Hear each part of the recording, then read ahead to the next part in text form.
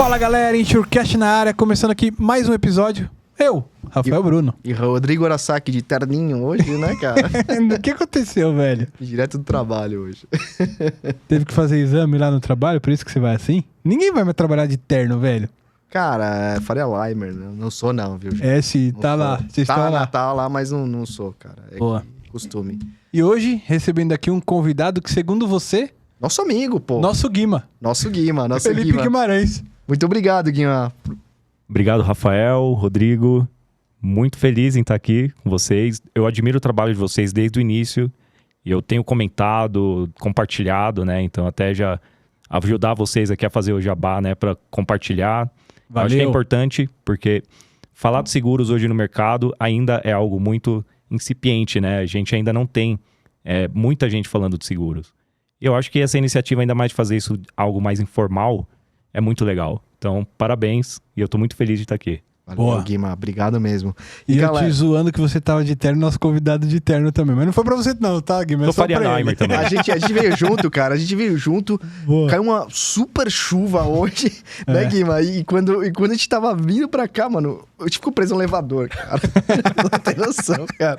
Apagou tudo, cara. A gente já viu a importância de um seguro para dano elétrico, né? Para alagamento, que a gente pegou chuva. Pegamos chuva, é verdade. E nós temos aqui as iniciais na camisa, então Faria Limer. Então, Tá mas total, já né, não sou velho? nada. Tá total, é isso aí. É isso aí, galera. E antes de gente começar esse super bate-papo aqui com, bem legal, bem leve, vamos aos patrocinadores. Manda bala. Se você é do ramo de seguro de transporte, certamente já ouviu falar da Moraes Veleda. Temos o prazer de tê-la como nosso patrocinador. Hoje, a MV é líder de mercado no gerenciamento de risco e prevenção de perdas, sempre utilizando as melhores tecnologias sem deixar de lado a humanização no atendimento e execuções de suas atividades. A Moraes Veleda possui uma software house pronta para desenvolver aplicativos personalizados para você ganhar tempo, reduzir custos e potencializar resultados. A Moraes Veleda vai muito além das soluções habituais, utilizando sua experiência de 23 anos para estar à frente das suas necessidades. Lá eles consideram que missão dada é missão cumprida. Valeu, Veleda! Boa. A Onisis é uma plataforma de engajamento e capacitação de motoristas que utiliza inteligência artificial para identificar o perfil de direção segura, permitindo assim que as transportadoras atuem na prevenção de acidentes e gestão de motoristas. Além disso, a plataforma também oferece recursos que ajudam a melhorar a experiência e a avaliação dos motoristas. Conheça a Onisis pelo Instagram, LinkedIn ou acesse nosso site onisis.com.br. Onisis com Y, pessoal. E, vocês estão vendo aqui, né? E outra coisa, quer conhecer mais sobre a Onisis também? A gente gravou um vídeo aqui com o Léo. Super vídeo, legal. Porra, super história, cara. mais do que a questão da empresa em si, foi como foi construída a empresa, a ideia. Acidentes acontecem que geram empresas, né? Acidentes que eu falo assim, a ideia vem do nada, assim, né? Então foi muito, muito bacana. Você pensa numa coisa, serve pra outra, né? Muito bacana. É verdade. E galera, antes de a gente começar Tem aqui... outro, filhão. Tem verdade, é verdade. Tem um outro... isso aqui. A Buoni é a empresa líder em tecnologias para gerenciamento de risco no transporte rodoviário de cargas. Com soluções inteligentes e completas, a Buoni transforma as operações logísticas, tornando-as mais seguras, tecnológicas, ágeis e eficientes. Conte com a Buoni Check, o serviço de cadastro e consulta de motoristas e veículos. Check ID, sistema de reconhecimento facial. Buoni Sat, monitoramento de veículos 24 horas. Buoni Tech, equipamentos de rastreamento e isca de cargas. BeSafe, a solução prática para a prevenção de acidentes, e o Buoni Log, solução para gerenciamento da frota e entregas mais eficientes. São 27 anos de experiência no mercado mitigando riscos e protegendo as vidas nas estradas por meio da tecnologia. Buoni, tecnologia que aproxima. Valeu, Buoni. Boa. E finalizando aqui, deixando uma indicação de um baita livro aqui, Seguro Patrimonial Grandes Riscos, que tem até a ver com a temática de hoje, né, Japinha? Exato. Princípios básicos com Hermes Brancalhão. Tá aqui, pessoal, Editora Roncarate lá. Acessem o site da Editora Roncarate lá e adquira seu exemplar. Ou entra em contato com o Hermes lá e pede lá. Eu acho que eu tô brincando, pessoal. Obrigado. Manda uma mensagem no LinkedIn pro Hermes, adiciona. Já pensou nossa caixa de e-mail E dele? eu acho muito legal vocês trazerem aqui o livro do Hermes, e o Hermes, grande amigo, O professor, né? Então Verdade. me ajudou muito em conhecimento. E teve a coragem, né, de lançar um livro que também é por coragem que ainda poucos têm no mercado. É isso aí. Falta muito conteúdo ainda no mercado, muita literatura. Então eu acho que essa coragem do Hermes, e aí fica um incentivo, né? Eu também tenho meus projetos, meus planos, espero que um dia eu possa contribuir, mas eu acredito que isso a gente tem que valorizar. Tem que prestigiar, né, quem tem essa coragem. Então, parabéns, Hermes. Porque não é fácil, né, Guima? Não é um negócio assim, vou escrever um livro. Poxa, tem cara. um... Não é. Realmente não Dá é. trabalho, precisa juntar, às vezes, fundo e tal. E eu acho que o Hermes reúne essas coisas, né? Tanto conhecimento como respeito, né? Eu acho que também o autor tem que ter esse respeito. Credibilidade. E essa é a palavra, boa. É. Eu acho que ele traz isso também, então, pô, muito bacana, cara. Teria que ser leitura obrigatória para novos subscritores. É verdade. Né? Nós teríamos que ter literaturas desse tipo para ser leitura obrigatória. Às vezes a gente pula etapa, né? Hoje o mercado ele tá bastante dinâmico. Exato. E corre esse risco de pular etapas, né? Da gente não nos estruturarmos pela base, né? Pelos princípios básicos, que eu acho que ele foi muito feliz em colocar isso no subtítulo, né? No princípios básicos do seguro patrimonial. Passa por aqui. Né? É verdade, é verdade. Isso é muito bom. Acho que tem duas coisas que tem que ser obrigatória, né? Ler o livro e assistir o vídeo dele também aqui. Tá assistir aqui. o vídeo. É Episódio, verdade. se eu não me engano, 3 ou 4. A gente põe aqui qualquer, eu não lembro exatamente. Foi mas um logo dos no primeiros que a gente gravou e tal, e foi bem legal. A gente tava bem nervoso também. E esse do Guima também, cara, que tem que vai assistir também. Vai ter que assistir também, que a gente É vai isso aí, aprender é muita obrigatório, coisa. hein, pessoal? Quer trabalhar com property? É isso aí, galera. E vamos o que lá, mais cara. além de assistir? Além de assistir, cara, deixar o like ali, clicar no sininho lá pra receber as notificações, novos vídeos. Toda quinta-feira vai pro ar um vídeo novo, meus bate-papo assim muito legais com várias pessoas de vários ramos diferentes. Então assim, galera, e não esqueça também de compartilhar o vídeo e se inscrever no canal, isso é muito importante. Ajude esse tipo de vídeo, esse tipo de conversa a chegar a mais gente. Quanto mais gente conhecer um pouco o nosso mercado, quanto mais gente conseguir ver a importância do seguro no cotidiano e na vida das pessoas, melhor será a sociedade. Eu não tô falando isso pra falar, acho que a gente não explora muito, cara. Então, dê aquela força, compartilhe aí. E pra quem quiser Você é bom ajudar, em Rafa... Não, cara, eu tô fazendo um jabá nosso. E quem quiser ajudar, pessoal, patrocina@insurecast.com.br ou uma segunda forma que é apoiar o projeto, quer que o projeto siga adiante, tem aí os 2 botãozinhos aí de superchat, se você tá assistindo no lançamento do vídeo, ou valeu, qualquer valor que contribuir, ajuda. É isso aí. É isso aí, galera. Vamos começar? Vamos embora. Bora lá. Felipe Guimarães. Felipe Rodrigo Guimarães. Felipe Rodrigo Guimarães. Você não sabia mesmo? Você é Rodrigo também. O Rodrigo ainda. Verdade? Tem. Caraca. Não divulga muito o Rodrigo. Não. É o Guima. É o Guima. Guima, pô, obrigado por ter aceitado novamente o convite. Vamos lá, quem que é o Felipe Guimarães, o Guima? Como você chegou, como você caiu no mercado? Conte por sua trajetória, acho que é importante todo mundo saber. Eu tô curioso também. Vamos lá, eu acho que como alguns amigos aí, né, do mercado, eu também caí no mercado de seguros de paraquedas, né? Eu entrei muito jovem, eu comecei com 16 anos de idade na AGF Seguros, né? Caraca. Antiga Aliança aí, né? Antes de Aliança, e eu comecei como contínuo. Nem sei se existe hoje, né? Essa função de contínuo. Eu nunca mais vi. Né, o office boy. Entregar o documento. boy interno. O boy interno, né? E eu tive esse prazer, né, de começar cedo, aprender desde cedo. Apesar de que, obviamente, quando eu entrei, não tinha noção do que era seguro, de como funcionava. E a minha primeira área dentro do ramo de seguros foi na inspeção de risco, na Allianz. A central de agendamento de inspeção. Cuidava ali dos prestadores, do gerenciamento dos terceiros e era seguro massificado. Então, um volume enorme de demandas. Caraca. Naquela época, isso em 2004, já automatização fazendo parte da vida, né? Parametrização do sistema, transmissão de laudo online. Então, isso já estava presente aí no mercado. E com volume, né? Lidando ali só com os ponteiros, né? E não olhando no caso a caso. Então, foi uma bagagem muito boa para mim. Aprendi muito. Foi meu primeiro contato com risco. Compreensão de risco, né? O que é o risco? O que é um incêndio, né? Como funciona? O que pode acontecer num sinistro? Então, ali eu tive muito aprendizado. Ao longo dos 8 anos que eu estive na Allianz, eu passei para subscrição também, né? De risco intermediário, pequeno, property pequeno, médio mercado. E depois dos 8 anos de Allianz, aí eu tive a oportunidade de trabalhar na ACE, né? Que também Os dois nomes aqui que eu falei já não existem mais os nomes, né? Verdade. AGF, ACE, que agora é Chubb. E ali também com oportunidade de ter contato com grandes riscos. Parte interessante, minha formação é administração de empresas. Normalmente, quem trabalha em property É verdade. Engenheiro. é engenheiro que passa a trabalhar com seguros, né? Aham. Então, eu comecei a trabalhar com seguros antes, inclusive, de ingressar na faculdade. Eu ainda estava terminando o ensino médio, quando eu já trabalhava numa seguradora, numa empresa, e ali eu tomei a decisão de fazer administração de empresas, estava trabalhando em área administrativa, em back-office, né? Mas o destino foi me levando aí para trabalhar na área técnica, aprender, né, desde o início ali na prática. E aí, na ACE, o meu primeiro contato com grandes riscos mesmo, que a gente chamava na época de facultativo, né? Tinha a área de contratos e a área de facultativo. E isso, mercado ainda estava começando a abrir o mercado, né? A quebrar o monopólio. Então, ali eu passei a ter contato mesmo com grandes riscos, com riscos vultosos, fazendo aqueles cursos de resseguro no Sindicato de Securitários, na Funenseg, né? Entender os tipos de contrato.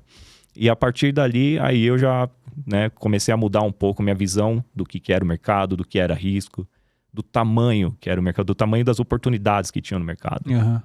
E dentro nessa trajetória, também passei pela IG, né? E aí outra também que já não tem mais o nome, né? Eu não sou um destruidor de nome de empresas, eu entrei na Chartis.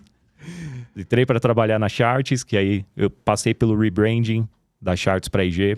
Mas pelo menos essa só mudou de nome, né? Só mudou de nome, só mudou de nome. Mas os nomes, quando tem na minha carteira de trabalho lá, né? Você bota... Coloca um e depois um update em cima, né? Ah, Atualização. boa. E na IG também, muito aprendizado. Aprendi a começar a trabalhar com estruturas matriciais dentro da IG, reportando para regional, tendo referral, né? Que é aquilo que hoje está presente na maioria das seguradoras corporativas. Antes era menos comum. E ali eu comecei a ter contato e ganhar experiência com isso, né? De ter esse contato lá de fora. E por fim, entrei na Swiss Re em 2014, né? Onde eu tô até hoje, responsável pelo produto de Property Middle Market. E na Swiss Re também, passando por vários momentos, né? Swiss Re antes da Joint Venture.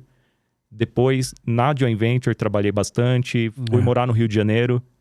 Como é que foi essa experiência lá no Rio, o Guimar? Cara, foi uma experiência muito diferente, muito interessante, porque eram duas culturas, né? Duas empresas com culturas muito diferentes. Uhum. O mercado olhava, né, e questionava bastante. E a gente, com muita confiança, com bastante estratégia, conseguiu, né, de uma forma muito presente, fazer dar certo. Tanto é que hoje, né, a Swiss Re tá uma parceria muito sólida com a Bradesco. E a experiência em loco, eu acho que o que me ajudou muito foi realmente a gente estar presente fisicamente, né, perto das pessoas. Uhum. Porque ali eu acho que o que fez muita diferença foi comunicação, foi a gente estar perto, a gente acolher, né? E, claro, muitos desafios, sistemas, né, aprendizagem ali de quem estava chegando, de quem precisava passar a informação.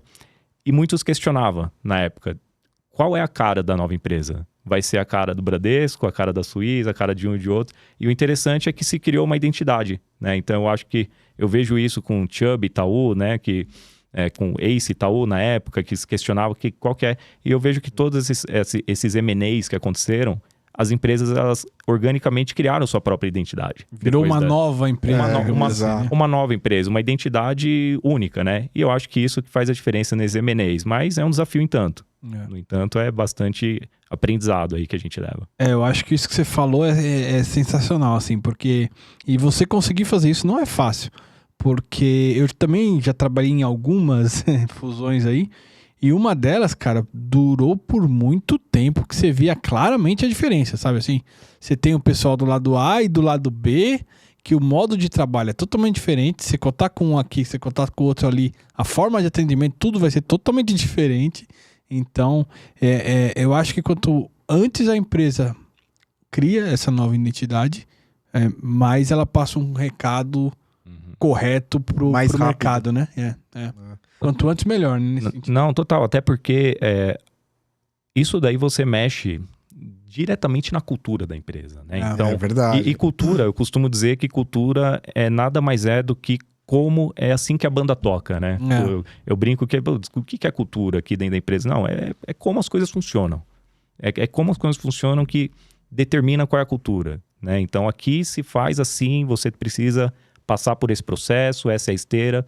É quase aquele senso comum, né? Os usos e costumes da empresa, né? Então, quando você pega dois usos e costumes totalmente distintos, dá um choque. É esse choque de cultura que precisa ser trabalhado, né? Até definir qual é a nova. Boa. Posso fazer uma pergunta pessoal, Guima? Claro. Essa sua mudança pro Rio te gerou algum receio, alguma insegurança? Pô, será que eu vou? Será que eu não vou? Ou, bateu a oportunidade, vou, enfim. Vou enfrentar. E como é que foi? Tanto da parte profissional, né? Pô, ter que lidar com outras pessoas e tal. E até familiar. Até familiar, pessoal, mesmo morar em outro estado que você não conhece, questão de segurança. Eu sei que eu fui tomar uma com o Guima lá no Rio de Janeiro, às vezes eu tinha que viajar pra lá, né? Aí o Guima me levou à noite. Vem cá, vamos tomar uma de chinelo à noite, né? Com bermudão, é isso aí. E bem na cultura da cidade. É isso aí. Mas não, foi... boa pergunta. Eu acho que é muito bom eu lembrar disso, porque realmente foi não foi fácil decidir. Não foi instantâneo. Veio a oportunidade, vamos para as cabeças. E não, teve um preparo, até porque na época eu estava na fase de planejar meu casamento. E aí envolve questão familiar, né? Envolve... Nossa, você já estava bem nesse momento. Eu estava nesse momento, questão familiar, e aí tem a questão profissional para compreensão do que vai ser feito lá, né? Uhum. E a cultura da cidade. Quer dizer, você Claro. tá morando num lugar, vai morar sozinho num lugar... Você não conhece. Você não conhece ninguém, é só as pessoas do trabalho, né? Terminou ali o expediente, você já não... E teve a parte positiva é que eu não estava sozinho nessa situação. Tinham outras pessoas que também foram em situações similares e aí a gente acabou se unindo. Então a gente acabou um ajudando o outro, um dando suporte ao outro, né? Então tem bastante gente que me ajudou muito nesse processo. E a questão pessoal, eu tive também... Eu casei nesse interim, né? Então fiquei noivo, casei, minha esposa foi morar comigo no Rio. No Rio. Ainda morou um tempo, nós moramos um tempo juntos lá, até quando veio a pandemia em 2020 a gente voltou. Mas a experiência, a tomada de decisão não foi tão pragmática para mim. Teve um processo, né, ali de compreensão do que estava acontecendo, e aí a gente foi. Mas depois que eu fui, aí eu já fui pras cabeças, né? Tava envolvido já, né? Tava Total. de cabeça lá. E tem que ser. Eu acho que se você não vai, né, quando você chega e toma a decisão, se você não vai realmente 100%, a chance de não dar certo é muito grande. Então você precisa ir realmente acreditar no projeto. Aliás, acho que eu vou até comentar, importante. Eu lembro de uma das conversas que eu estava tendo com minha noiva na época, para tomada de decisão, né? Poxa, tá acontecendo isso e tal. E aí ela fez uma pergunta que para mim foi determinante. Você acredita no projeto? Né? Esquece o emprego, Vale a pena você... Esquece você ficar preocupado de negar ou ir. Você acredita no projeto que você tem que fazer?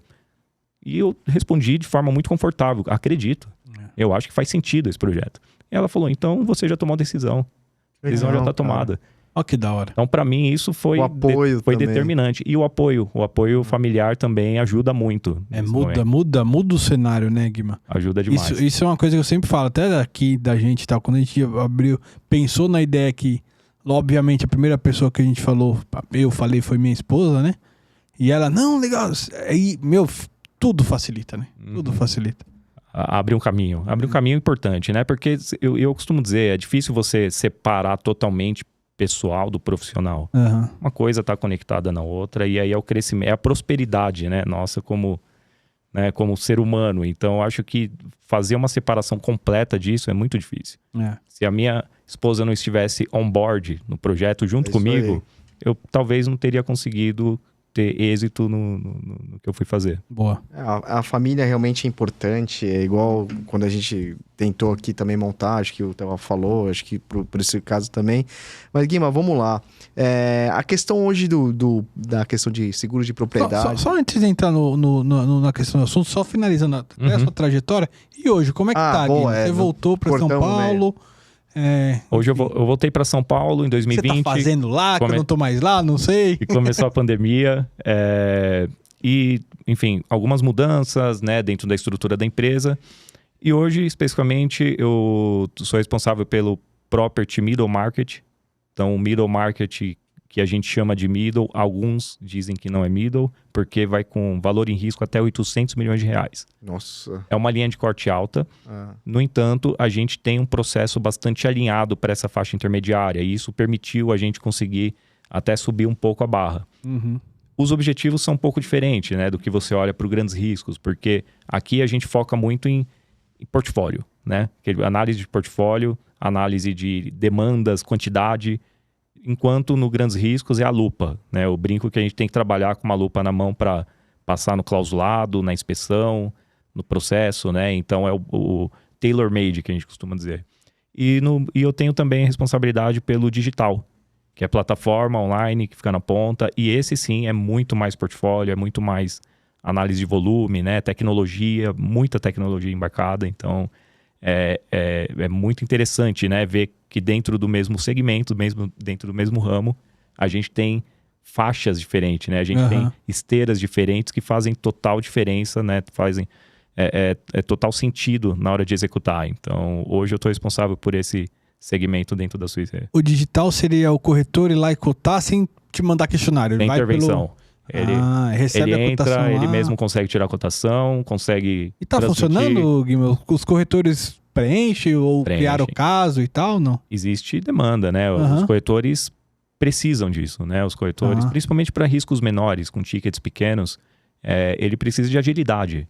E essa agilidade, hoje, ela é dada através da tecnologia, né? Antigamente eram aqueles kits de cotação que instalavam um disquete no computador do corretor, que tinha ali um programinha que ele tinha que ficar rodando e atualizando. E eu, quando era office boy, eu mandava uma lote com disquete para atualizar o kit.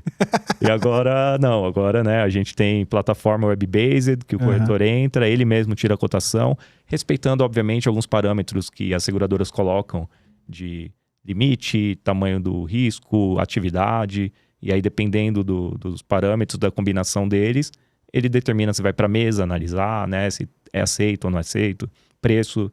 Então, tudo isso é importante, tem que ter. Ainda fora a questão automática, ainda há uma possibilidade de ir para uma mesa, para uma outra análise ainda. Tem um semi-automático, né? Passou da automaticidade do corretor, né, da alçada do corretor, ele ainda tem a chance de enviar para a mesa, e aí cai num corpo técnico dentro da seguradora para poder analisar a viabilidade daquele caso, determinar condições e tudo. Então, assim, eu acho que isso é uma realidade, não tem como fugir. Precisa ofertar produtos, né, diversificados e facilitados para os corretores. Então, hoje os corretores têm muita demanda, muita necessidade de ter facilidade. Né? Eu acho que hoje esse é o grande...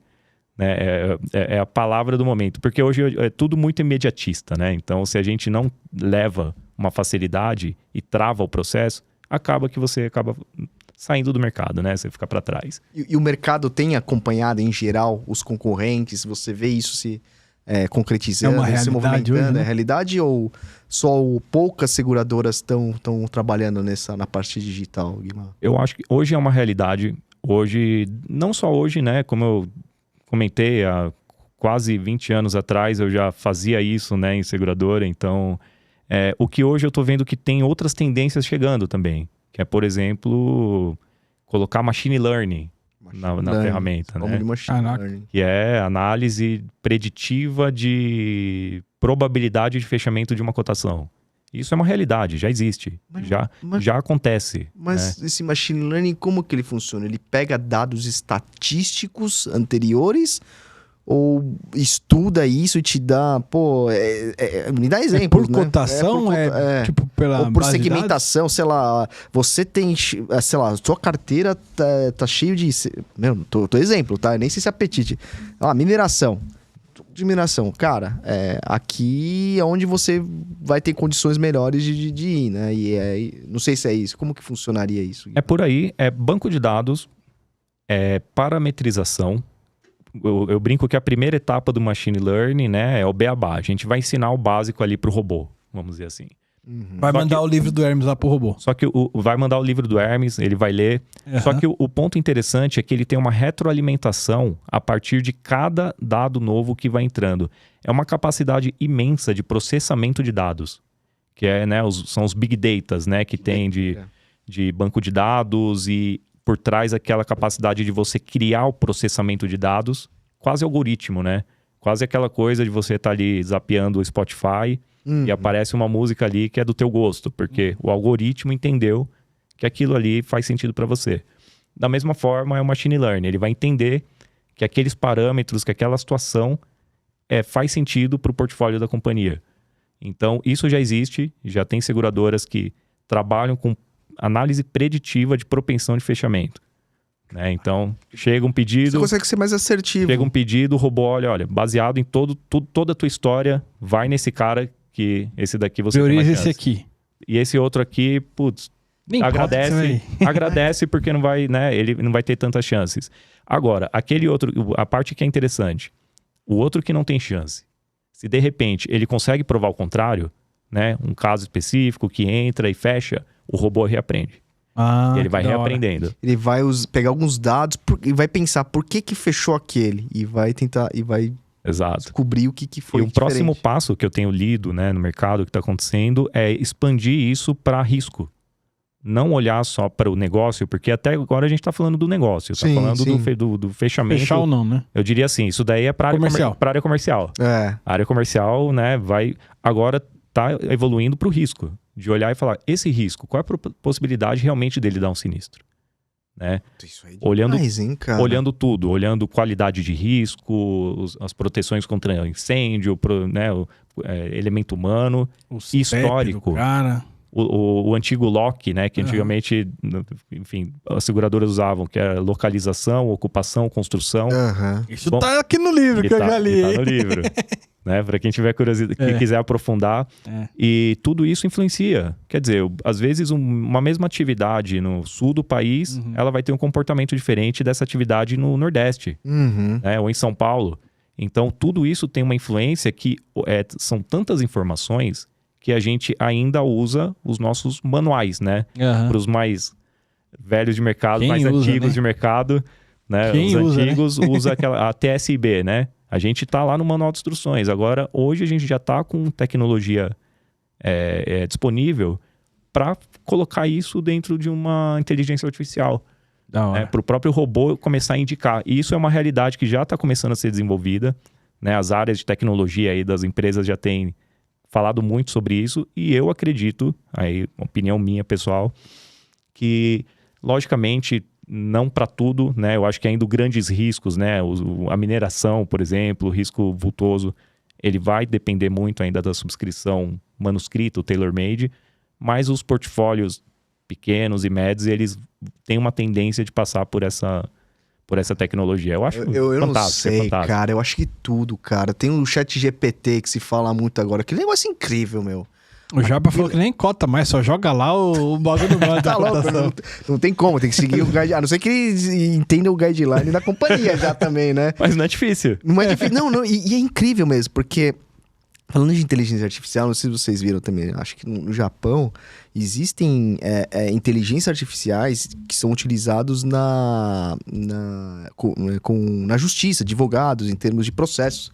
Eles sabem exatamente falar em qual tipo de lado de situação de julgada que você tem que ir pra tipo, ganhar a causa. Baseado no histórico do juiz, que ele decidiu nos últimos, sei lá, 10, 15, 20 anos. Caraca. Mano, é bizarro. E eu não duvido que seja um negócio pra chegar e cotar daqui a pouco. E assim, você falou que talvez no TaylorMade. Não sei, Guima, cara. As coisas estão evoluindo muito rápido mesmo. Pode chegar. O que eu acho que o mercado ainda tem muitas outras demandas para serem atendidas Sim. antes dessa, né? Uhum. Então, assim, eu acho que, claro, tendo uma... né, eu acho que é uma evolução que ela vai gradual. Né? Eu acho que hoje ainda tem muitas outras demandas que a gente precisa discutir, que tem que colocar em pauta no mercado, mas em questão de capacidade de processamento, já existe. Então, já existe. Muita gente ainda não acredita ou não sabe, mas isso, fiquem de olho. Eu recomendo muito, estudem sobre isso. Verdade. Estudem machine learning, estudem, né, tecnologia no geral. é muito importante a gente estar inserido nesse contexto para os dias atuais no mercado, né? Para os subscritores, back-office. Não pense que falar de tecnologia hoje é algo da área de TI. Tem uma área de TI lá na empresa, eles que resolvem isso. Não. Hoje é algo que tem que estar presente na mesa de todo mundo, tá? Então isso é muitíssimo importante. Até porque eu brinco muito, Guima, que você tem que saber demandar. Ainda que seja a área de TI que vai fazer o sistema, que vai fazer... O que você quer? Você sabe o que você quer? Já começa por aí, né?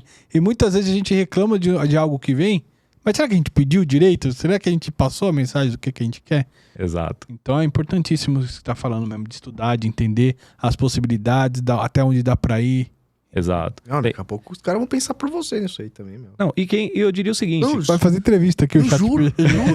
Robô, Juro. né? Sei lá, cara. Mano, é que não sei se você tá vendo isso. Tipo assim, é bizarro. Não sei, acho que daqui uns 15 anos, mano. Sei lá, cara. É muito doideira, cara. Vai ter um robô aqui entrevistando. Tem um robô né? entrevistando, Vai ter Já me mapeou, assim, ó. Mapeou o cérebro do Rafa, do meu e tal. E... Vocês comentaram o ChatGPT. O ChatGPT é uma realidade, é fantástico, é assustador o negócio. Né? Você pede para ele escrever um poema sobre seguros. Ele vai e tem que ter nesse poema subscrição, transporte e armazém. Exato. Ele vai fazer um negócio que você vai chorar, cara. Então é um negócio absurdo, assim, absurdo. Então, eu ia abrir aqui o chat GPT até pra gente fazer um teste, mas eu não sei daria usar. pra fazer ali, pra gente ficar brincando ali. Eu ia falar, faz uma pergunta pro Guima aí, pra ver o que vinha aí. E Guima, pô, legal, cara, essa questão da tecnologia e tudo. E vamos avançar também num ponto assim, hoje se fala também dentro do mercado, você tem mais alguma coisa pra falar? Dentro do mercado de product muito sobre o hard market, cara. O que é isso? O que tá acontecendo? Por que tá a situação? Vamos bater um papo sobre isso aí. Muito boa pergunta. Eu acho que tem se vivido muito no mercado, mas eu não tenho visto isso, né, muito em pauta, né? Pelo menos para se discutir, quase como se ter aquela cartilha, né, de como lidar em situação de hard market. Hoje, no mercado de property, é uma situação também bastante singular, né, que está acontecendo, porque muitos eventos desencadeando aí de forma muito rápida. Veio pandemia, veio, né, as paralisações, cadeia de suprimentos global, mundo globalizado, né, aquela coisa. Interconectado.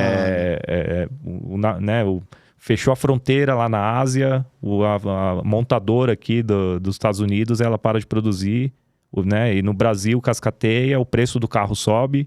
Vocês devem ter visto aí a questão do semicondutor. Semicondutores, é verdade. Parou tudo, as fábricas pararam e o efeito disso, o preço do carro usado, né? O cara comprava um absurdo. Um Onix que custava X, agora tá custando um X mais 40% ou 50%.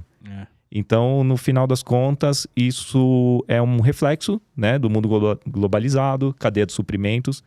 Isso também traz uma preocupação e um resultado para as carteiras, para os portfólios, né, de property, que a gente entra lucros cessantes. Então, é uma variável. Isso é uma variável. Podemos falar de também cadeia de suprimentos, guerra Ucrânia, né? Então, isso também gera um efeito. Podemos falar de inflação, né? Então, hoje é globalizada até, né? Aqui no Brasil, a gente nasceu com isso, né? A gente lida isso aí desde que a gente nasceu, cara. Eu brinco que pra mim era comum, quando criança, meus pais iam no supermercado, enchiam o carrinho pra poder segurar o preço, né? E aí você ficava com aquela compra do mês ou compra de 2 meses, mas a razão disso era pra segurar preço. Então a gente já tá no DNA, né? A gente sabe lidar com a inflação. Agora, a inflação chegou lá fora. Então, né, Estados Unidos, Europa tá sofrendo com isso. E com inflação alta vem também uma pressão, né, para correção. Porque no final das contas, se eu tenho um valor em risco, né, eu tenho um bem, uma propriedade que hoje está valendo 10, amanhã, pela própria inflação, aquele bem, ele vai custar mais caro se eu for comprar um novo, né, um equipamento. Então isso também traz uma pressão de capacidade, de seguro, né? Então você vê que eu já trouxe algumas variáveis. Da hora. Quando isso tudo acontece ao mesmo tempo, aí começa a gerar, de certa forma, uma escassez, né? Uma escassez de capacidade. E é o que está acontecendo.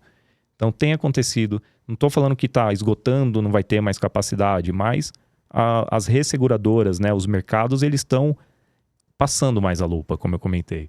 né? Mas Entendi. não tem nada a ver com grandes sinistros também? Catástrofes? Também influencia? Também. Durante a pandemia, teve bastante sinistro, assim, Eu não lembro. vultoso, Lima? Teve sinistros em contratos, muitos sinistros por conta de Covid, inclusive, né? Cancelamento de eventos, por É exemplo. verdade, né? Tá. Então, tudo isso, ou as próprias indústrias, né?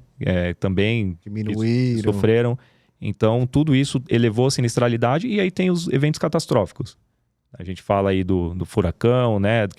Que passa nos Estados Se Unidos, junta no tudo, Caribe, né? pega o alagamento na Austrália, né? Então, tudo isso que gera as perdas vultosas acabaram... Antes, qual que era o ponto? Eu vejo que antigamente isso sempre aconteceu, né? Os furacões sempre Sim. passaram e tudo. No entanto, agora está passando em intervalos menores, tem acontecido esses eventos, e outras tendências e outras variáveis têm acontecido também em intervalos muito menores. Eu acho que a junção disso está desencadeando na situação que a gente está vivendo hoje no mercado. Uhum. E aí aquilo que a gente antes tinha muita capacidade, muita gente fazendo, com desconto, né? As taxas não eram adequadas, as taxas de property por muito tempo no mercado brando, no mercado soft, acabou que elas ficaram deterioradas, não eram suficientes, e as seguradoras tinham que apertar os custos para poder chegar no índice combinado, né? Agora, a questão é, se eu não corrigir a taxa, eu não fecho essa conta, porque a minha capacidade, ela está escassa, está muito caro, e os sinistros estão vindo também de cada vez mais, né? As tendências estão fazendo esses sinistros virem cada vez maiores. Se eu não faço essa proteção agora, eu vou dar um exemplo. A questão da inflação. Se eu tenho uma máquina que vale 100 e eu não corrigir, né, o valor em risco, eu não tiver uma composição de VR adequada, na hora do sinistro, por conta da inflação, ela já vai estar, né, ela pode estar valendo mais. E esse gap, né, entre o precificado e o indenizado, ele gera um gap para os portfólios. Então, isso está sendo muito visto. Vou dar um exemplo, cláusula de rateio, no livro do Hermes também. Né? Tem a questão da cláusula de rateio. Hoje tem muita gente de olho nisso. E tem que estar. Então, até a gente coloca uma recomendação muito forte. Revisem os valores em risco. Porque isso pode, hoje, por conta de inflação, né? Há necessidade de fazer avaliação patrimonial, ver direitinho qual que é o VR atual do risco. Todo ano, se possível, fazer uma atualização desse VR. Se não atualiza, se está defasado... Infelizmente, é no momento do sinistro que a gente descobre. E aí o cara vai ter uma indenização insuficiente sobre o que ele estava esperando, né? Insuficiente quando, né, em situações extremas pode até não ter, né? Então, isso pode, com certeza, mexer na solvência, né? Na liquidez da empresa e empresas que podem até quebrar. De quem que é a responsabilidade de atualizar os valores em risco? É do corretor? Isso tem que ser do próprio cliente? As seguradoras têm papel fundamental na conscientização? Especialmente nesse mercado que você falou que você atua, Isso. de middle. Porque eu imagino que o grande risco tá no sangue ali do cara, o patrimonial, né? No seu mercado, qual que é a sua dor aí nesse sentido? Até porque no grandes riscos, o risk manager, né? Ele tá ali... Risk manager. Ele tá ali com a corda ali, esticando, e ele precisa atuar. Agora, para o pequeno, não tem o risk manager. E para o pequeno tem diferente. Tem uma situação também do empresário buscando umas melhores condições da pólice de custo e o sistema tentando adaptar, né? Quando eu falo sistema, os stakeholders ali tentando adaptar para levar essa condição. E deixando de lado, muitas vezes, a necessidade de atualizar o valor em risco. Então, eu acho que isso é um papel de todos. As seguradoras têm que falar mais nisso, né? Tem que ter mais transparência na hora de levar a mensagem. O corretor tem um papel fundamental para poder orientar, né? Tirar as dúvidas, negociar com a seguradora, tocar no assunto. Leva para o cliente, né? A importância disso. E não como uma penalidade.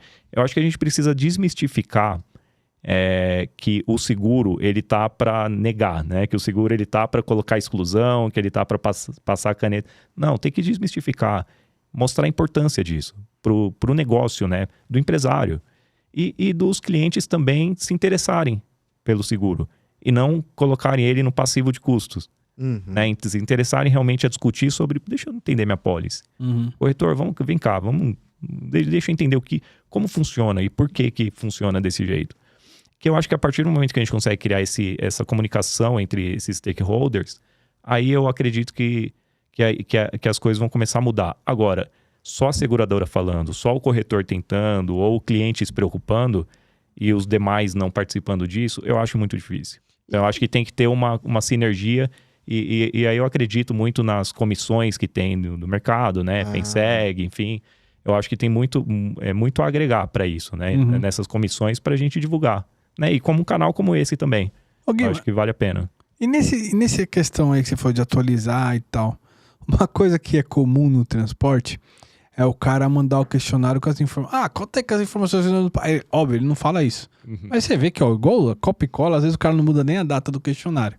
Então, ele manda o questionário lá desatualizado, com a informação do ano passado e tal, e a gente eu não coto mais, né? Mas se cota com aquilo ali. No property, existe uma preocupação maior nesse sentido, por parte até do segurado, do corretor? Ou, é a mesma coisa, acontece isso aí? Acontece, né, também. Temos de tudo, a gente vê aqueles questionários super alinhados, aqueles que você vê que é o mesmo questionário dos 3 anos, porque é risco renovável, né? Então, renova aí nas mesmas condições. Todo ano você acaba recebendo aí as mesmas demandas ou demandas parecidas e vem mesmo questionário muitas vezes. Isso. Então acontece. E aí eu até separo em 2 blocos aí. Um ponto é a atualização dos valores e o outro é a atualização do risco. Isso. A característica do risco. Então, peraí, agora eu tenho um sistema, tenho uma linha de produção nova na minha fábrica. Né? É importante avisar, colocar essa atualização. Sistema de proteção, instalei um sistema novo ou não instalei, né? Não tem o sistema, né? Não tem. Isso é muito importante para poder precificar o risco, porque infelizmente isso pode desencadear, né, numa discussão na hora de um sinistro.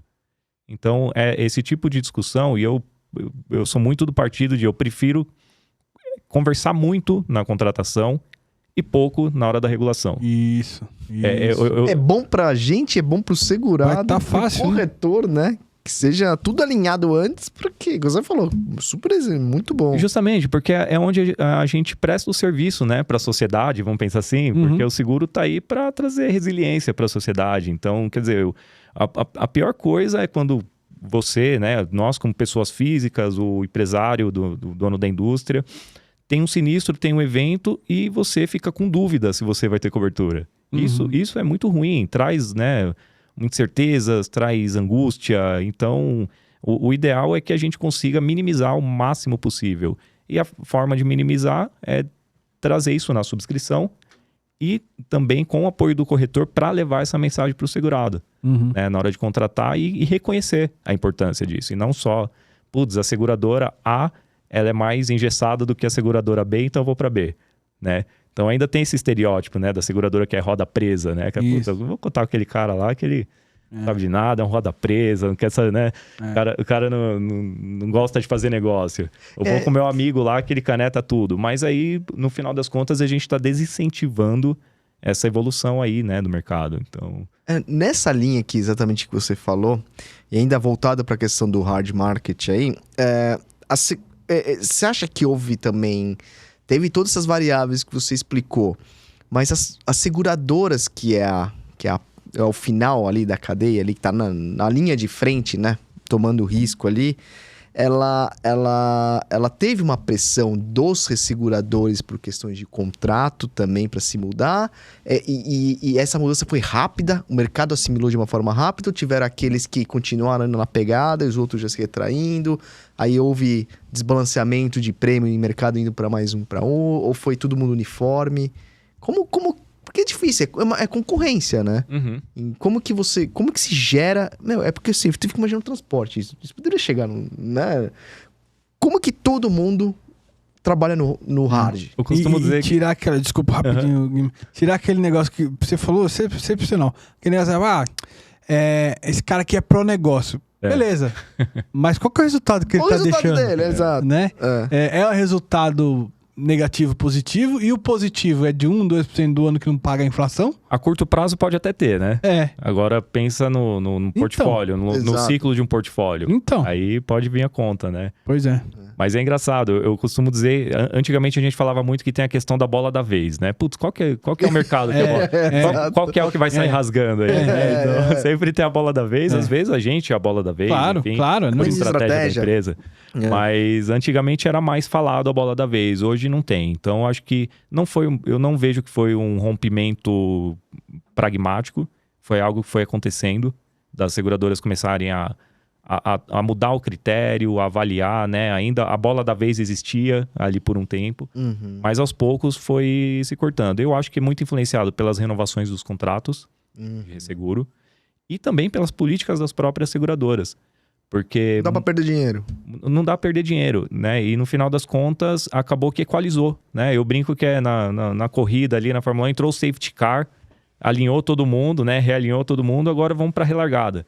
Então, acho que foi isso que está acontecendo. A gente está se alinhando, né? As seguradoras antigamente tinham contratos, ou enfim, que podia cotar sem determinado nível de informação, e hoje a barra subiu. Hoje, inclusive para o middle market, inclusive para as contas médias. Eu tenho visto contas médias que estão passando o chapéu e fazendo um painel de cosseguro para poder integralizar o risco. Algo que antigamente podia entrar em produto, né, de seguradora, né, 100% no produtinho, ou mesmo caindo na mesa, não tinha problema de colocar tudo no contrato. Então, isso é uma realidade que chegou, mas eu vejo uma oportunidade, Arasaka, eu vejo uma oportunidade muito grande com isso. Principalmente para a gente começar a entrar em pauta de gerenciamento de risco, de loss prevention. Acho que isso é o melhor momento que a gente tem para... Favorece a classe aí, Guimar. Brilha os olhos. E eu diria o seguinte, e tem que desmistificar também. Ainda tem aquele mito que o inspetor é o auditor, né? O cara vai chegar lá, puta, bota sujeira embaixo do tapete, vai lá, pinta o hidrante lá, não sei o quê, porque precisa mostrar que a casa tá arrumada. Isso é mito. O objetivo da seguradora não é esse. Não sei se já foi, né? Ou algumas faziam isso, colocavam cláusulas que excluía e tal, mas já faz bastante tempo que isso mudou. E a gente tem que levar essa mensagem que o objetivo é a gente garantir a continuidade do negócio. Isso. Porque no final das contas, tem uma pólice, deu sinistro, estando tudo certinho, a pólice indeniza É um serviço valor do dano material. consultivo ali, né, mano? Agora, o ponto é, a paralisação daquela empresa, né, seja um comércio, uma indústria, por determinado período, vai sofrer na questão da imagem, vai sofrer na questão do market share, né, até ela retomar as atividades no mesmo nível que ela estava antes do sinistro. Se retomar, né? Se retomar. Então, no final das contas, isso tira a longevidade dos negócios. Então, o objetivo principal que a gente tem como loss prevention é buscar essa continuidade dos negócios, né? Então, a gente precisa falar mais disso, aproveitar que a gente está discutindo, né, sobre essa situação e levar essa mensagem para os segurados. E gerenciamento de risco, no final das contas, é para a empresa, não é para a seguradora, né? É para garantir, de fato, a continuidade. É um tipo de coisa que eu estou bastante empolgado, bastante otimista que a gente tem uma janela boa para falar disso. E se tem uma galera boa trabalhando com isso, né? Não, tô falando próprio, não tô nem... Tá em causa própria? Não, tô falando do próprio. Advogado de causa própria, né? Não, mas tem uma galera aí Tem. de property que você é louco. Os caras são animal, velho, assim. Conhece muito. Se especializou muito no tempo. O cara vai lá basicamente pra dizer assim, é meu, uma consultoria. tá aqui, ó, diagnóstico, o que eu te sugiro. É Se isso. você vai fazer, não é problema teu. Exato. Mas o cara tá te dando não só o problema, ele tá te dando como chegar na solução também. Exato. E tem também outro mito, né, que eu acho que vale a pena falar, porque como agora as seguradoras de riscos corporativos usam normas internacionais e tem muita resistência de olhar e falar, putz, peraí, você tá me recomendando o NFPA. É uma norma lá americana e lá nos Estados Unidos é diferente, é um país envolvido, né? Eles vão ter mais recurso, é uma cultura e tal. Não adianta você trazer a norma americana para cá porque não vai implementar. Então, assim, esse tipo de resistência aconteceu muito, mas agora eu também vejo que isso é um mito que a gente precisa começar a quebrar, porque a própria ABNT está trazendo normas muito adequadas, né? Então, muitas normas, inclusive, da ABNT para projeto de sprinkler, projeto de proteção contra incêndio, elas seguem a própria NFPA. Boa. Então, no final das contas, são as normas brasileiras que estão recomendando, né? Aí tem as ITs do bombeiro, que aí varia de estado para estado, mas isso também é um ponto que existem fóruns aí de discussão para buscar alinhamento e etc. Mas com o recurso que a gente tem dentro de casa, já é possível, né? Então, quando a gente fala com o cliente, seguem as normas. Não, mas norma americana eu não quero... Não, segue as brasileiras. Você seguir as normas brasileiras já está adequado, você vai conseguir se proteger. Isso vai em apólice? Tipo, uma cláusula dessa do tipo ou não? Não necessariamente. Não vai... quer dizer, tem apólices que saem já com as recomendações, mas aí da apólice? é uma questão Porque no transporte alinhada. é normal, né? Você botar as regras de gerenciamento de risco. No próprio? Existem apólices que hoje já estão saindo com a recomendação, uma renovação. Inspecionei o risco, identifiquei as melhorias e estampa na especificação da apólice. Isso existe. É algo que já está acontecendo, né?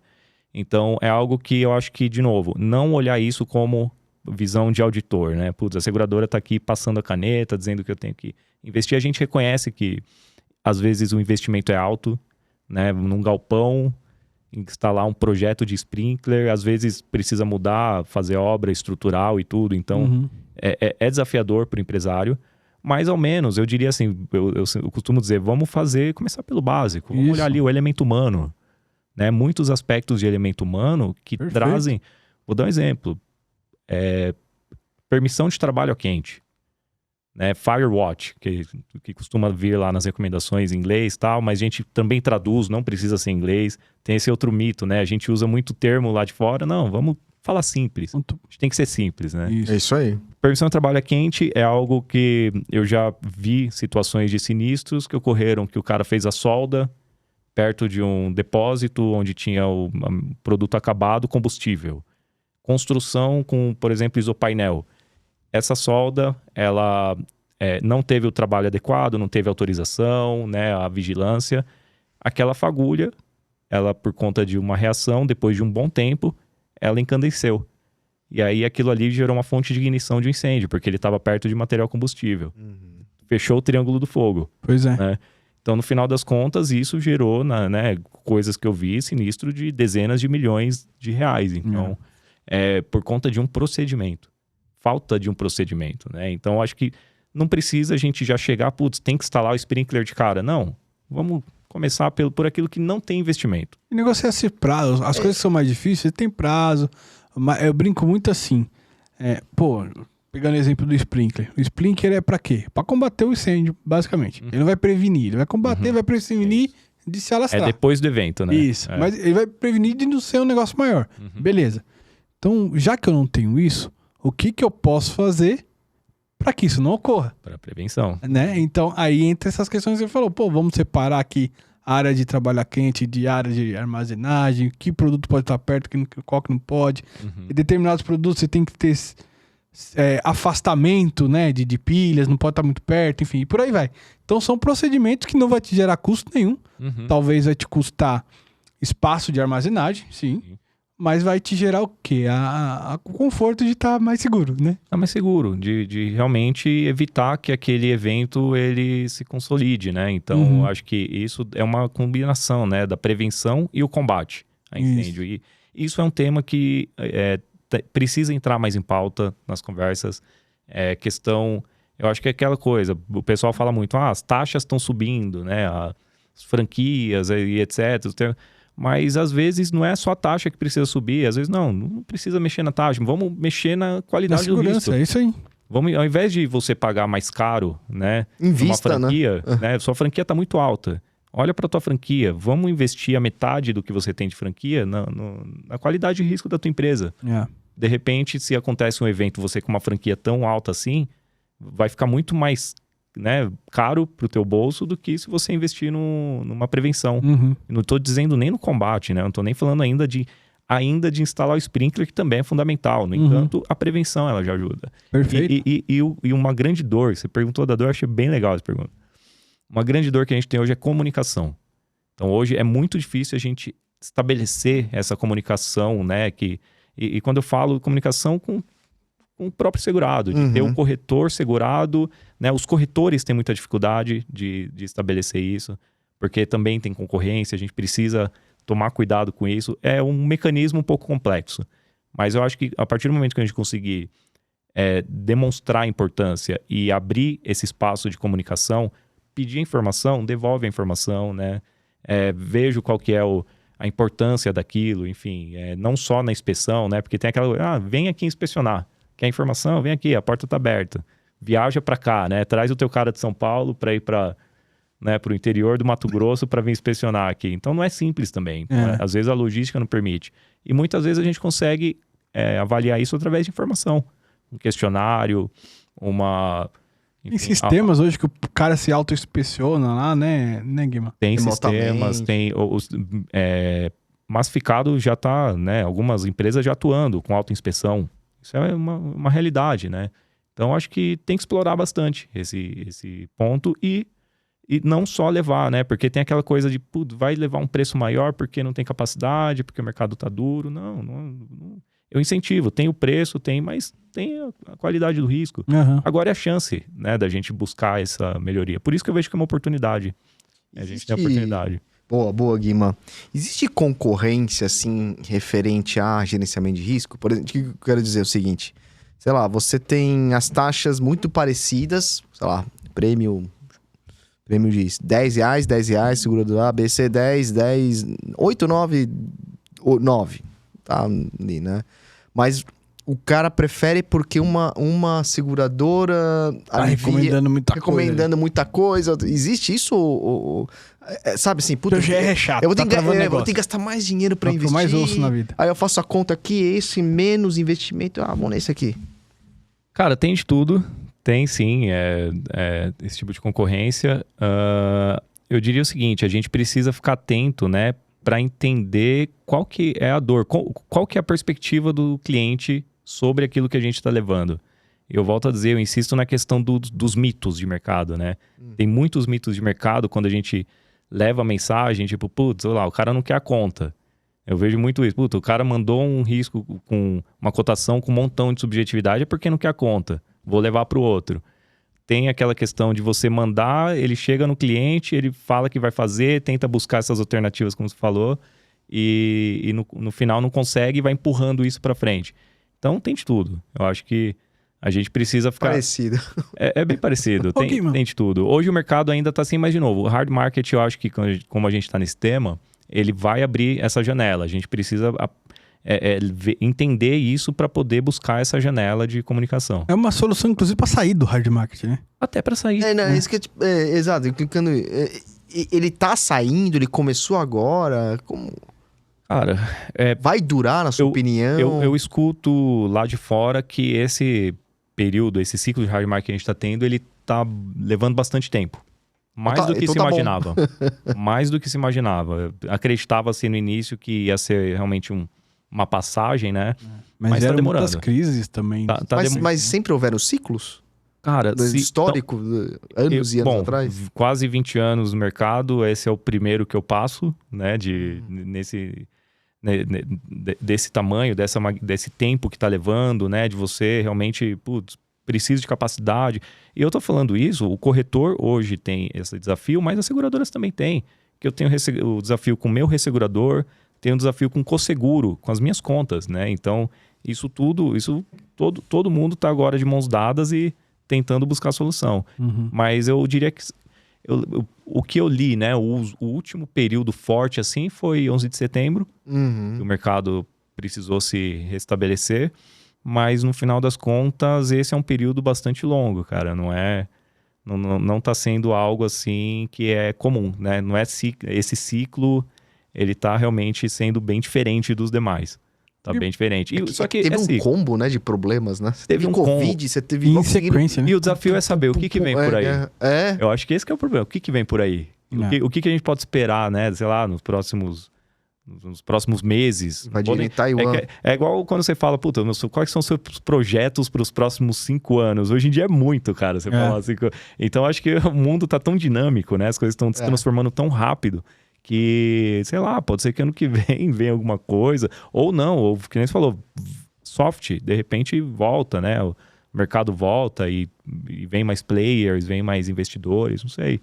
Ô, Guima, e dentro desse negócio assim do small e middle, né? E juntando com a questão da inspeção, eu imagino que assim, a quantidade de clientes é bem maior do que no.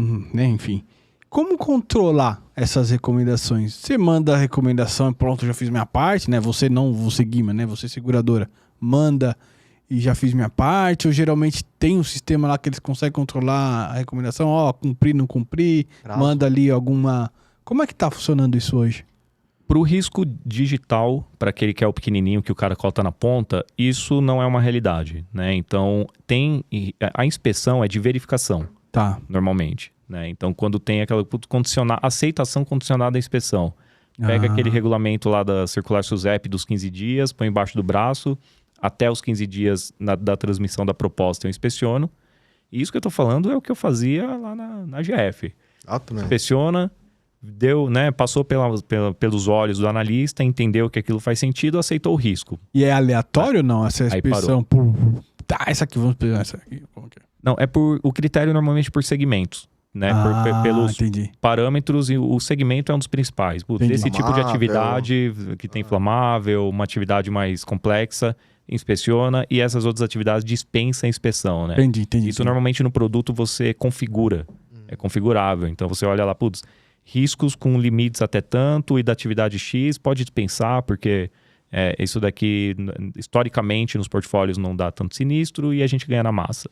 Por outro lado, esses riscos aqui já podem trazer um prejuízo e normalmente tem problema. Então, inspeciona, tem que verificar. E hoje a gente tem outros recursos de verificar risco também. Informação, Google, né? Quando passa na mão do analista, principalmente, ele tem outros recursos para poder olhar. Perfeito. Mas a questão de acompanhar a recomendação para o digital não é uma realidade.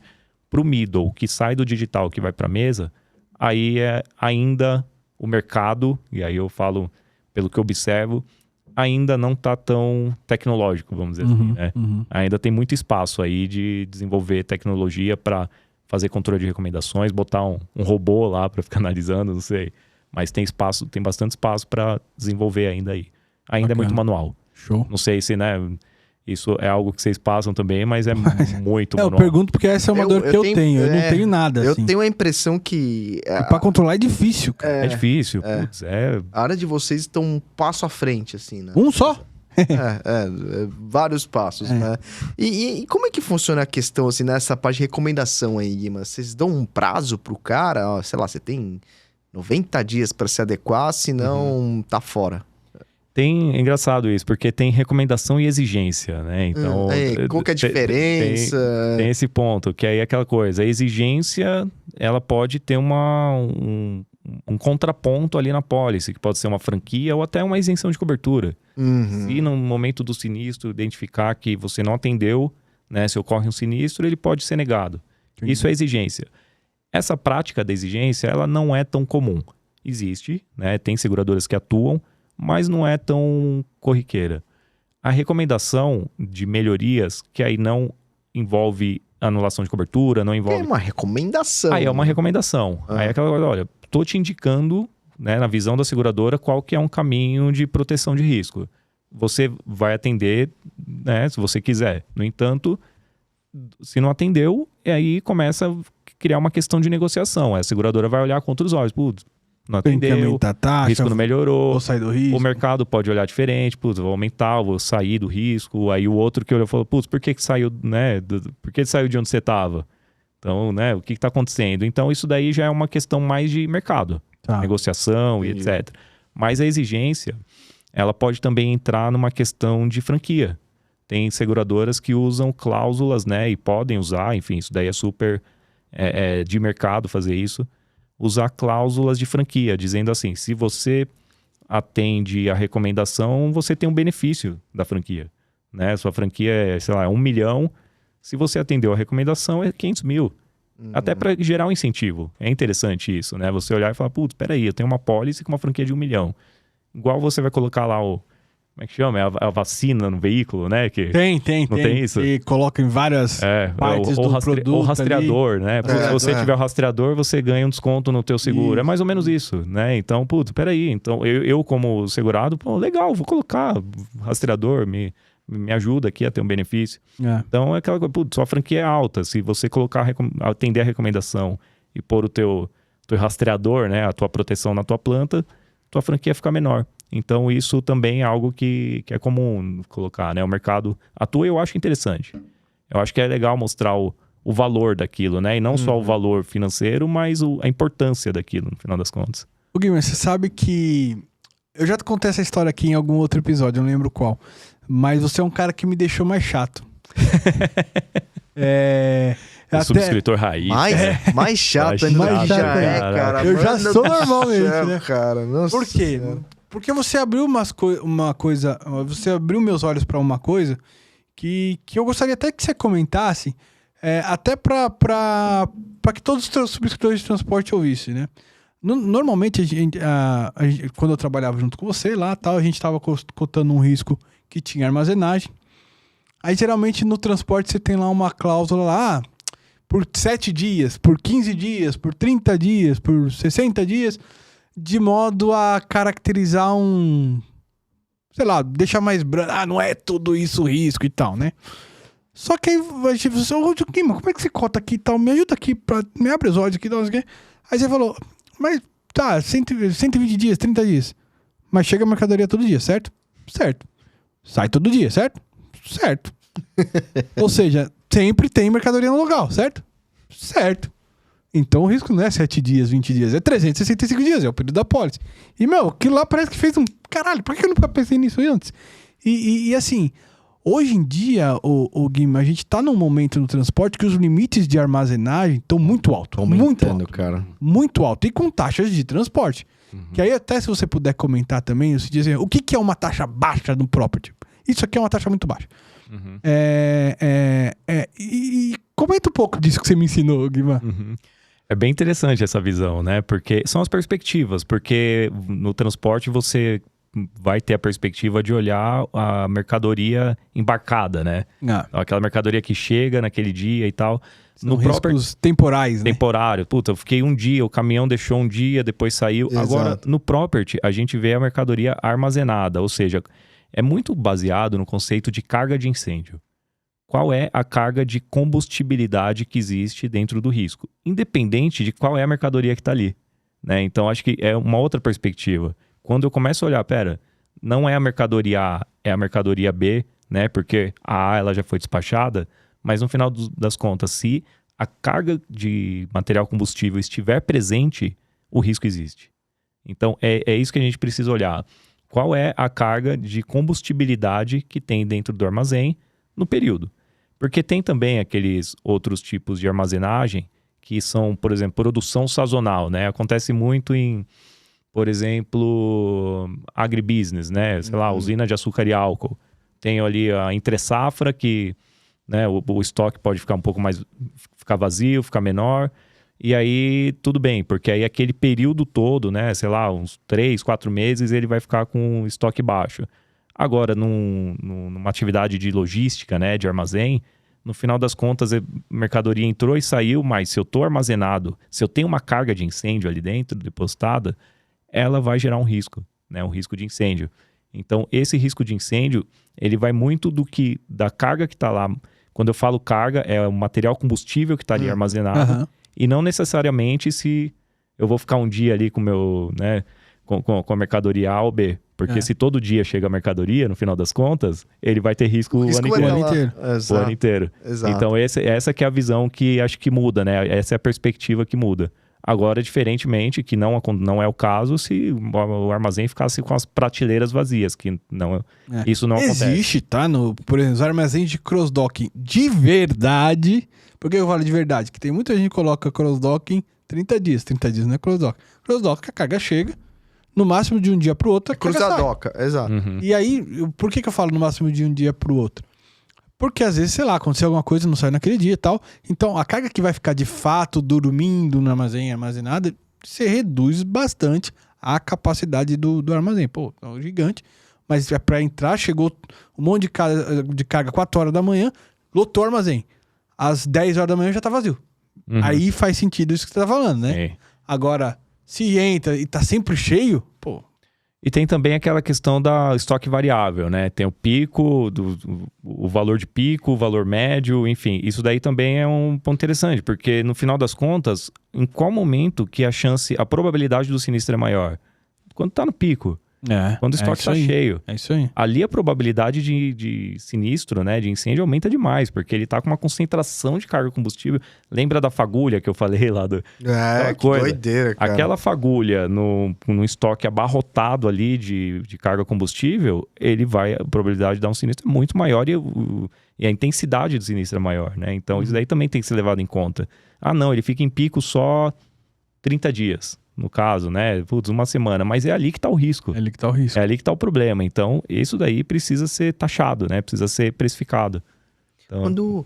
Quando você fala bastante dessa questão de armazenagem, aí os exemplos são sempre incêndio e tal. E roubo, porque no transporte a maior produção é roubo. Existe... A maior preocupação do subscritor. Não é o maior problema. Não é o maior problema, mas a maior de armazenagem no transporte. Exato, é exatamente isso. Os maiores problemas são alagamento. Dentro dos sinistros, em armazém, no transporte, é alagamento. Não, sim, mas... E ninguém se preocupa. Mas em preocupação... Até porque pela frequência é maior o roubo do que o alagamento. No armazém? Quantos roubos você teve esse ano em armazém? Sei lá, cara. Quantos anos você teve? Não lembro. Fala o último que você lembra. Não, mas não tem alagamento Fala o último zero. que você lembra. Ninguém rouba mais. Eu te falo 3. No transporte. Eu tô falando no transporte. Sim. Você não cobre isso. O quê? Alagamento. Lógico que cobre. Se você tá cobrindo a armazenagem, é ampla. A nossa cobertura é muito mais ampla que a dele, que a roubo dele é adicional. Não. Pensa no RCT. Ah, tá bom. É isso. Transportadora, né? Eu sei que tem muitas coisas que não fazem. Tá bom. Mas é uma preocupação para quem opera na questão de property também? Não, o roubo com certeza, o alagamento também, né? E aí o roubo, obviamente, vai depender muito do que tá armazenado, e aí acho que a análise ela começa a ficar mais parecida. Que aí a gente vê a vulnerabilidade daquele produto, né? Se é um produto de alto valor, fácil comercialização e etc. Então, aí tem as protecionais de roubo, né? Que aí tem lá, tô desde o vigilante armado, CFTV, né? Enfim, qual que é a carga horária de trabalho, se é 24 horas, se tem vigilante toda hora ou não. Então, tudo isso, ele entra também na análise, quando tem. Normalmente, tem também, né, o ramo 15, que é o ramo roubo, que é o ramo de seguros específico para roubo. O cara compra só apólice de roubo. Que é só apólice de roubo. Mesmo? É um ramo SUSEP. Nem sabia que tinha isso. E muitos armazéns que não têm aceitação, porque os contratos de property normalmente têm suas limitações ali. Putz, eu posso cobertura de roubo até X milhões. E esse valor, ele normalmente não é suficiente para cobrir a exposição de um armazém desse. Armazém de produtos eletrônicos, né? O cara armazena lá iPad, não sei. Às vezes as capacidades das seguradoras, das coberturas acessórias não são suficientes. Aí eles recorrem para cobertura, para o ramo específico para isso. A análise muda, já é uma análise muito focada nisso, né? Aí já o incêndio já fica de lado, já é realmente o foco é outro. E então acho que tem também isso. E o alagamento acho que é interessante, porque hoje já tem tecnologia também, né? Seguradoras que usam mapeamento de exposição catastrófica. Legal. Quer dizer, naquele endereço, pela latitude e longitude, qual é a probabilidade de dar um alagamento ali. E aí ele é uma modelagem de catastrófico baseado em parâmetros técnicos. Ele vê lá a distância que está que a gente chama de river flood, né? Distância que está de um rio para a cheia do rio, vai chegar lá, a elevação que ele tem. Tem o outro lado que é o flash flood, né? Que é aquela enxurrada, igual eu e o Rodrigo passamos aqui vindo para cá, né? Em São Paulo. Nossa, São Paulo choveu, alaga. Hora, hein, meu? Né? Então, quer dizer, isso daí é mapeado hoje já, né? Hoje já tem seguradoras que tem esse tipo de mapeamento e ajuda demais, porque aí você consegue entender qual que é o índice de recorrência de alagamento de cada um dos pontos que você quer analisar. Isso é importantíssimo. E só pra corrigir aqui, pessoal, não tô falando que não tem risco de roubo no armazém, não. Não tem e tem muito, se rouba muito. Mas geralmente o roubo tá focado ali em alguns produtos específicos, né? Já o alagamento, por que o alagamento pra gente sofre muito? Onde são os principais armazéns que pedem cobertura? Em áreas portuárias. Não, é por isso que a gente tudo sofre bem, nesse mas... sentido. Óbvio, teve aqui o caramelo, o famoso caramelo. Tem... Cachoeira. É cachoeira de caramelo. Lembra disso? Eu lembro. Então... Esses seguros de portos, aeroportos, parte alfandegada, tudo. E property cobre esses tipos de... o seguro ou ele é somente focado, será que não? Normalmente é no operador portuário que você cobra. Operador portuário. Por exemplo... Não, é aeroporto. O aeroporto, né? O que o property cobre no aeroporto de Guarulhos? Terminal de passageiros, né? A parte de... Não cobre... O que não cobre? O que não hangares. cobre? Hangares. Isso é o aviation, é isso que eu tô falando. Não, mas eu digo... A aeronave, o casco também não, porque aí já tem um ramo específico para isso, né? Então, o que cobre no property é a área comum. Quase como se fosse ali o shopping, né? Área comum. Ah, entendi. Terminal de passageiros, a parte de refeitório, enfim, as salas. Mas não entra no bolo o armazém que o cara traz um monte de mercadoria, às vezes, Não. inclui. E ali também o que tem é a operação, né? Pensa no risco operacional. O que é a operação do aeroporto? É a decolagem, o pouso, a triagem de passageiros. E dentro desse conceito de operação, algo que é interessante, não sei se vocês sabiam, a pista está coberta. A pista? A pista, ela Se tiver um buraco na pista, é se sinistro? tiver um buraco na pista, é sinistro. Se tem um acidente, né? Um acidente, um avião, ele cai e danifica a pista, a reconstrução da pista, ela é coberta pelo seguro de property. Caraca, não sabia isso, mano. Que da hora. doideira. E que não é algo simples, né? Mas isso tá na tua que eu falo assim, dentro do property mesmo? Dentro do da property, equipe de property que analisa no isso. valor em risco do próprio É listado aeroporto, várias coisas. ele tem o valor em risco aberto, né? Qual que é o valor em risco do terminal, qual que é o valor em risco dos equipamentos, né? Normalmente os equipamentos também estão cobertos. Aqueles equipamentos de pushback do avião, por exemplo, aqueles tratores que empurram o avião do finger, aquilo também entra como equipamento. E a pista, né? Subestação, né? Por exemplo, você comentou de alagamento, pode acontecer um alagamento, né? Danificar a subestação e acabar as luzes da pista, interromper a operação. Isso é um operacional. Acabou, desvia os voos para Campinas porque Guarulhos fechou. Ou, né, Congonhas, enfim. Então, Putz, isso entra no no lucro cessante. no lucro cessante. Pô, fugiu aqui. Caraca. Entra no lucro cessante. O risco Caraca. pro underwriter de property é ruim? O aeroporto? É. Não, quer dizer, depende, né? Depende do aeroporto, mas em linhas gerais é um risco interessante. É um risco... Você não vê toda hora dando pau numa pista, né? Não é. E eu acho que é um risco bacana de se analisar. Eu gosto. Porque Bem complexo. por conta que você enxerga realmente a operação, né? Você precisa mapear esse risco. Entender o que é. Desde o avião, né? Um acidente do avião ou até mesmo um incêndio num restaurante, né? Que tem dentro do terminal. Isso daí vai estar coberto. Aí você precisa mapear e identificar os riscos. Eu costumo dizer que o mais bacana, assim, é você ter a compreensão do risco, né? Quando você começa a entender, fala, putz, espera aí, o que é esse risco? Porque muito subscritor, não sei se vocês veem isso, tem muitos subscritores que vão muito no automático, né? Tipo, puta, cota aí, não, beleza, dá a taxa, qual a taxa? Você faz muita pergunta. Caraca, mas pergunta é a nossa farinha pra fazer o bolo, porra. Ele, qual taxa que é aí? Pô, não, beleza, ponto alguma coisa, ponto 12, bota aí o ponto 12 e segue, né? Mas tipo, mas às vezes não tem aquela compreensão. Nossa, puta, o que é esse risco, velho? O que cobre mesmo, né? Tipo, caramba, o que tá envolvido aqui nessa operação, né? Então, eu acho que tem que ter mais curiosidade, sabe? Você olhar, cara, e é legal saber o que fazer você tá isso. fazendo, cara. Cara, e é legal. Eu acho que assim, é muito gostoso fazer isso. Quando você chega nesse momento, você olhar e fala, caraca, meu, entendi esse negócio. Vamos... Isso. Conhecer o que você tá dando cobertura, né, meu? Exato. Não, então isso ainda eu acho que falta bastante. Precisa, né, no mercado aí a gente precisa incentivar mais isso. A partir do momento que uma das reclamações que eu ouço no mercado de seguradora X, Y, Z, não, aquela seguradora é muito técnica. Porra, né? Faz muita pergunta, não sei o que. Isso deveria ser um elogio, então, né, cara? É uma seguradora que tá totalmente técnica, querendo entender exatamente e propor a melhor solução pra você, né? Caraca, enfim. Caraca, Guima, pô, obrigado.